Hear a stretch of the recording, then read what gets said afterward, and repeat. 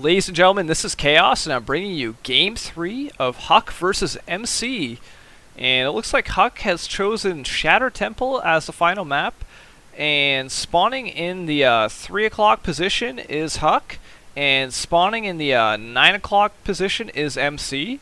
So we have a cross position set up on Shatter Temple, and I don't think it's going to turn into a macro game, but if there was ever a setup to do it, cross positions is what you're looking for. And Huck really kind of blundered last game, because I thought he was in a strong position with his Colossus, but a couple of questionable move outs and control cost him almost 3 or 4 Colossus there.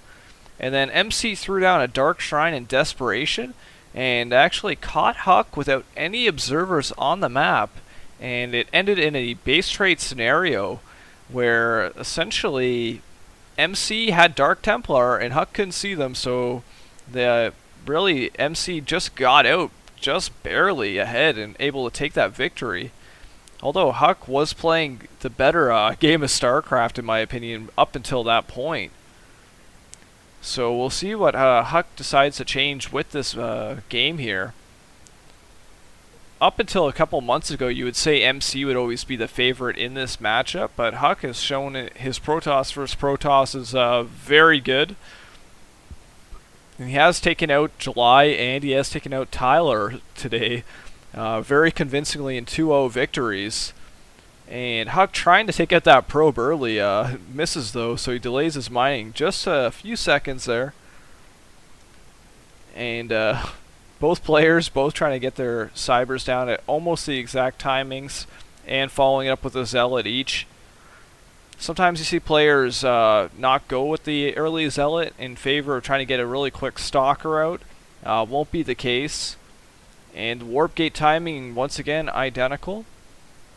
And both players going with a follow-up stalker, so we're in a pretty mirror matchup so far. And really, until the cyber cores are done their warp gate, you won't see a whole lot of tech variation here. Second gas being taken by Huck first, so this might lead Huck to a Stargate or a Robo facility a little bit quicker than MC. MC still hasn't done anything. He's building up a lot of minerals, and a quick 2 gates is going down for MC. So I wouldn't be surprised to see him, oh wow, going up to 4 gates.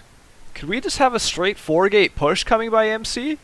It actually isn't a play you see a lot in this matchup anymore since the patch. 4-gate used to be the go-to build in all Protoss vs Protoss matchups. And this might actually surprise Huck, but Huck is getting the early Robo facility. So if he gets a good Immortal count, he's going to be strong. Warp gate just seconds from finishing as well.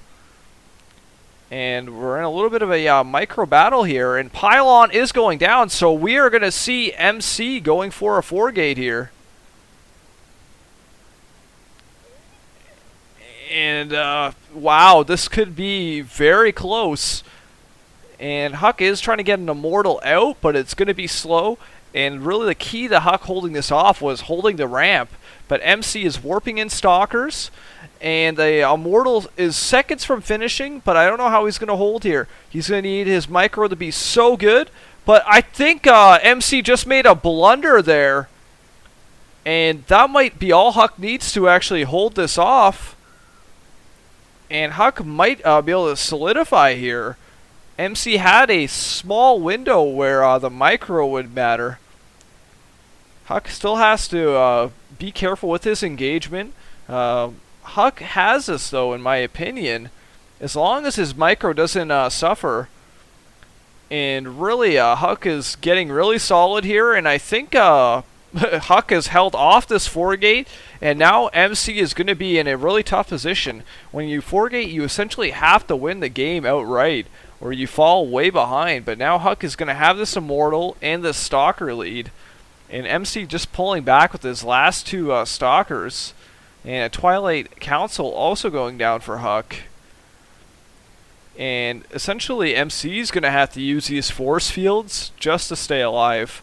But with Huck getting that Observer, he will be able to break this eventually.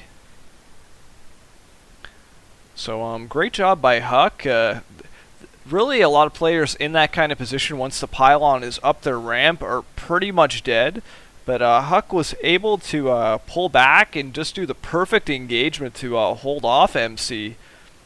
Now, MC does throw down his own robo facility, and Huck has started blink research. Now with that observer in play, now Huck can push here, and really MC can't hold the ramp. He's going to throw down a force field to try to, but essentially if he gets too close to the ramp, Huck will just pick him off. And Huck is just really in a fantastic position here. I'm not sure what MC can do to respond, as he's following the same tech path as Huck, but essentially Huck is just further down it. And the observer is just seeing everything that's going on. He gets a full unit count, knows the exact composition that MC is going.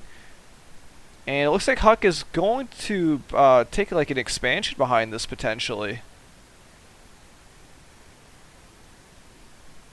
And Huck probably just waiting for his blink to finish, because blink stalkers always beat unblink stalkers, obviously. And Huck might be deciding to take this gold base really quick, and Huck might just be holding for a contain, which this is a pretty unconventional tactic in this matchup.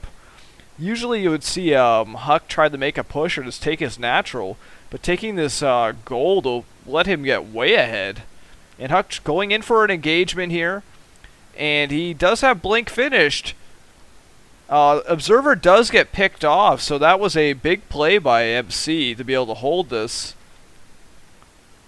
And MC is trying to fight back here, and he's using Guardian Shield, so he won't have nearly as many force fields to fight back.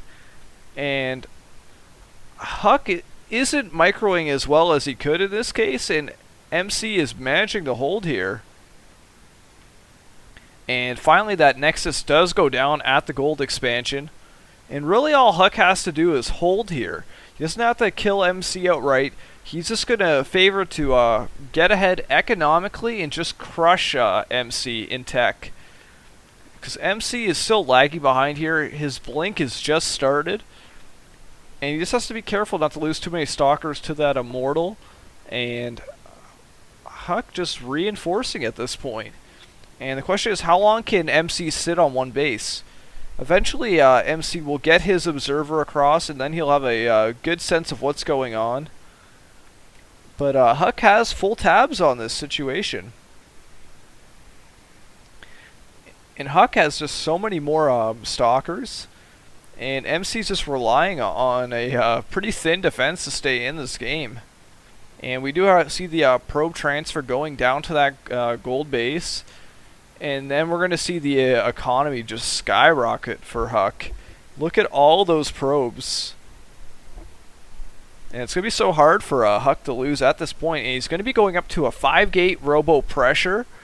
And really, MC is going to have a tough time to hold here. MC is pushing out, though.